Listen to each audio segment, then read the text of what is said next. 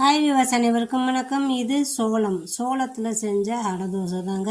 வெள்ளை சோளம் தான் நான் இதுக்கு யூஸ் பண்ணியிருக்கேன். இந்த வெள்ளை சிறுதானியத்தில் எல்லாமே குழந்தைங்களுக்கு சேர்த்தா உடம்புக்கு நல்லது அப்படிங்கிறாங்க. அதனால் இந்த சோளத்தில் நான் முதல் நாளே 1 டம்ளர் சோளம் தான் நான் இதுக்கு எடுத்துக்கிட்டேன். நல்லா முதல் நாளே நான் ஊற வச்சுட்டேன். கண்டிப்பாக சிறுதானியம் ஒரு 8 மணி நேரமாவது ஊறணுங்க. அப்போ தான் உங்களுக்கு செரிமானத்துக்கு நல்லா ஹெல்ப்ஃபுல்லாக இருக்கும். இதோட நான் அடுத்த நாள் காலையில் கொஞ்சோண்டு பச்சரிசி, அதுக்கப்புறம் கடலைப்பருப்பு கொஞ்சோண்டு, பாசிப்பருப்பு கொஞ்சம், உளுந்து கொஞ்சம், இதை மட்டும்தான் சும்மா ஒவ்வொரு கைப்பிடி தான் நான் சேர்த்துருக்கேன். இதோட மஞ்சத்தூள், அதுக்கப்புறம் முருங்கைக்கீரை, வெங்காயம், இதெல்லாம் பச்சை மிளகாய் இதெல்லாம் அரைஞ்சி போட்டு நான் இதுக்கு சைடிஷாக தேங்காய் சட்னி பண்ணியிருக்கேன்.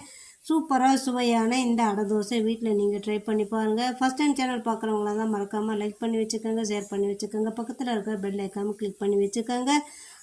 சுவையான சிறுதானியத்தில் செஞ்ச சோள தோசை ரெடி. நன்றி, வணக்கம்.